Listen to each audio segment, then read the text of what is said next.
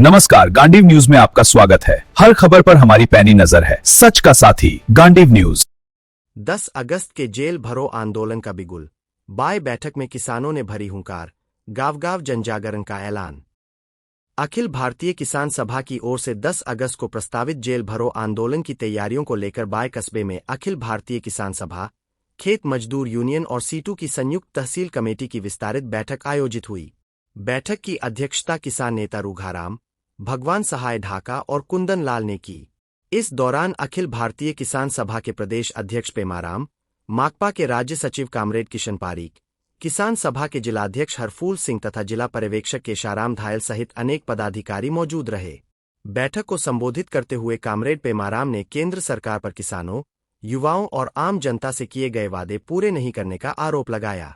उन्होंने कहा कि किसानों की कर्ज माफी, स्वामीनाथन आयोग की सिफारिशों के अनुसार C2+50 फार्मूले पर न्यूनतम समर्थन मूल्य लागू करने और रोजगार देने जैसे वादे आज तक अधूरे हैं। उन्होंने कहा कि ऐतिहासिक किसान आंदोलन के बाद सरकार को 3 कृषि कानून वापस लेने पड़े, लेकिन किसानों से किए गए अन्य समझौते अब तक लागू नहीं किए गए। माकपा के राज्य सचिव कामरेड किशन पारीक ने केंद्र एवं राज्य सरकारों की नीतियों की आलोचना करते हुए नहर परियोजना, शिक्षा नीति, पेपर लीक और अन्य मुद्दों पर सरकार को घेरा। जिला पर्यवेक्षक केशाराम धायल ने भारत अमेरिका ट्रेड डील को किसानों और आम जनता के हितों के लिए नुकसानदायक बताया। किसान सभा के जिलाध्यक्ष हरफूल सिंह ने दातारामगढ़ क्षेत्र के किसानों, मजदूरों और आमजन से 10 अगस्त को सीकर कलेक्ट्रेट पर आयोजित जेल भरो आंदोलन में बड़ी संख्या में भाग लेने का आह्वान किया। उन्होंने बताया कि 2 से 8 अगस्त तक 8 जोनों में गांव-गांव जनसभाएं और जनजागरण अभियान चलाकर आंदोलन को सफल बनाया जाएगा। बैठक में लिखमा काबा सरपंच सागर मल सामोता, समाज सेवी विनोद भारती, मगनपुरा सरपंच सुरेश वर्मा, भगवान सहाय जाखड़, भागचंद लामिया, गोपाल सिंह धायल, महावीर राद, शंकर लाल थोरी, हरफूल सिंह बाज्या, गणपत सिंह धायल, सागर मल बाज्या, घनश्याम सांखला, जाबर सिंह रनवा, गोपाल सिंह बिजारनिया, अशोक पेंटर सहित भारत की जनवादी नौजवान सभा, खेत मजदूर यूनियन के कार्यकर्ता एवं सैकड़ों लोग उपस्थित रहे। आज इस ग्राम बाय में जो देश के प्रधानमंत्री हैं नरेंद्र मोदी, उनका पुतला जलाकर इन नौजवानों ने ये साबित कर दिया है कि इस जो अहंकारी सरकार है इसके कितना खिलाफत हो रही है। अभी थोड़ी देर पहले सूचना आई थी कि धर्मेंद्र प्रधान ने इस्तीफा दे दिया। ये अभी केवल अटकलें हैं, अगर इस पर मोहर लगती है तो ये विपक्ष की एक बहुत बड़ी जीत होगी। पिछले कई दिनों से जो छात्र जंतर मंतर पे आसपास में बैठे हैं और उनकी प्रमुख जो मांग थी उसको सरकार ने दबाव में आकर ये जो फैसला लिया है, ये छात्रों की एक बहुत बड़ी जीत है। मैं तो ये कहूँगा कि ये आंदोलन एक जंतर मंतर पे नहीं चल रहा है, पूरे देश में लगभग 7 जगह ऐसे आंदोलन चल रहे हैं जिनके कारण जो विपक्षी सरकार है, जो मोदी सरकार है, जो देश विरोधी है, छात्र विरोधी है, किसान विरोधी है, उसके कहीं आदिवासी अपने अस्तित्व को लेकर लड़ाई लड़ रहे हैं, कहीं किसान अपने अधिकारों के लिए लड़ाई लड़ रहे हैं और छात्र वहाँ सड़कों पे लड़ाई लड़ रहे हैं। लेकिन अहंकारी सरकार ने अभी तक कोई भी उनका नुमाइंदा उनसे मिलने नहीं गया और जो शांतिपूर्ण अनशन कर रहे थे सोनू वांगचुक जी, उनको एक गुंडागर्दी के तहत उठाकर वो हॉस्पिटल में भर्ती कराया और उनको प्रेशर में लेकर वो उनका अनशन टुटवाया। लेकिन फिर भी जो छात्र थे उन्होंने अपना हौसला नहीं खोया और जब तक उनकी जो प्रमुख मांग थी कि धर्मेंद्र प्रधान इस्तीफा दें, उस मांग को मनवाकर वो अभी वहीं बैठे हैं। और उनकी जो और मांगे हैं कि पेपर लीक भविष्य में ना हो, उसके लिए ठोस कानून बने और कानून बने ही नहीं, उनका अप्लीमेंट भी हो, उनको लागू भी करें, ऐसी संसद में उसकी कठोर वो कार्रवाई हो। इन्हीं शब्दों के साथ जो आज किसान सभा और आसपास के जो एक तरह से कहीं जो विपक्ष है, उन्होंने यहाँ इकट्ठे होकर मोदी सरकार का पुतला फूंका है और आने वाले चुनावों में ये सारे मिलकर इस मोदी सरकार को उखाड़ फेंकेंगे।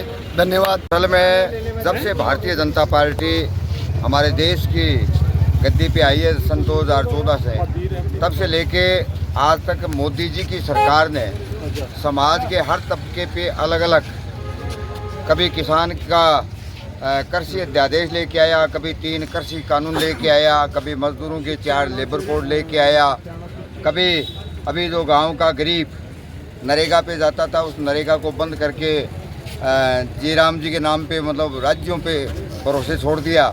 और ताज़ा अभी आप देख ही रहे हो जिस तरह से 2 करोड़ लोगों को रोज़गार देने का वायदा करने वाली भारतीय जनता पार्टी आरएसएस की सरकार ने हमारे देश में शायद भारत की आज़ादी के बाद पहला मौका है जहां नीट की परीक्षा को लेकर के पूरे कंट्री का पेपर रद्द हुआ है। और विद्यार्थियों की जो मांग थी उस मांग के लिए भी मोदी जी की सरकार ने इतना जुल्म किया। शायद जनरल डायर जो था अंग्रेजी हुकूमत के समय उसने भी जितना जुल्म नहीं किया उतना जुल्म भारतीय जनता पार्टी ने अपने आरएसएस के गुंडे सादा वर्दी में भेज करके नौजवानों को, विद्यार्थियों को, हमारी बेटियों के साथ जो व्यवहार किया, न केवल लाठी चलाई, न केवल आंसू गैस चलाए, पेटाकन, और बिहार में तो फायरिंग कर दिया सीधा ही।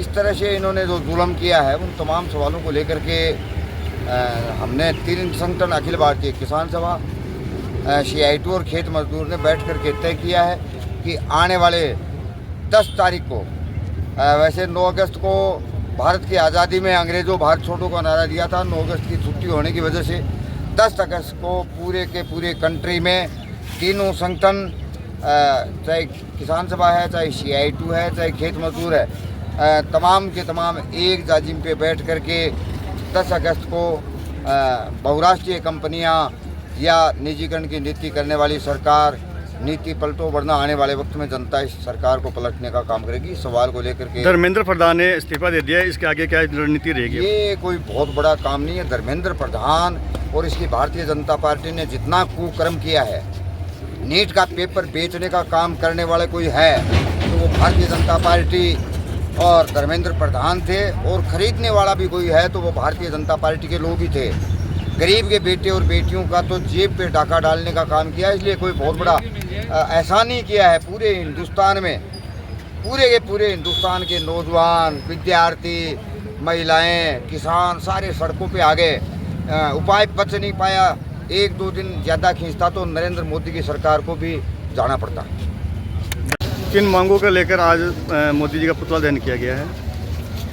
आज जो पेपर लीक का जो प्रोटेस्ट हमारे पूरे देश में चल रहा है उसको लेकर के आज हमारे बाई ग्राम में मोदी जी के सभी यात्रा निकाल करके उसका पुतला दहन का कार्यक्रम हमारे इलाके के नौजवान, किसान, मजदूरों ने मिलकर के ये कार्यक्रम किया है। क्योंकि हमारे देश की जो मोदी सरकार है उसके 12 साल के कार्यकाल में 152 बार पेपर लीक हुए हैं। बार पेपर लीक हो रहे हैं। जो मेहनत करने वाले बच्चे, पढ़ाई करने वाले बच्चे पढ़ाई करके नौकरी की आस में वो अपनी तैयारी करते हैं, लेकिन जो पूंजीपति लोग, पैसे वाले लोग अपने पैसे के बल पर पेपर खरीदते हैं और ख़रीद करके जो न पढ़ने वाले बच्चे उनको पेपर दे करके नौकरी दिलाना चाहते हैं, डॉक्टर बनाना चाहते हैं, अयोग्य लोगों को डॉक्टर बनाना चाहते हैं। इस चीज़ को लेकर हमारे देश में, हमारे देश के नौजवानों में बहुत बड़ा बवाल है।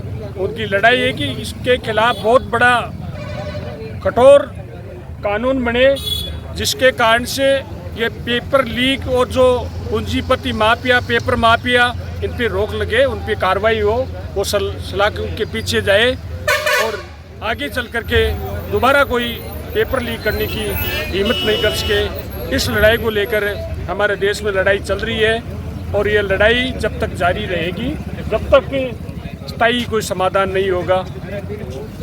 सबसे बड़ा हथियार ग्रामीण गरीब के लिए जो मनरेगा थी वो निश्चित रूप से हमारी बहन बेटियों के लिए एक रोजी रोटी का बड़ा साधन था। जहाँ मेरे जैसे लोग शाम को पी कर के आते, वहाँ महिलाएं स्वावलंबन देने का काम किया, लेकिन 125 दिन के नाम से इस योजना को समाप्त करने का काम इस मोदी सरकार ने कर दिया। नारा 125 दिन का, 100 दिन की गारंटी के कानून को पूर्णतः समाप्त कर दिया। अभी साथी महावीर जी बता रहे थे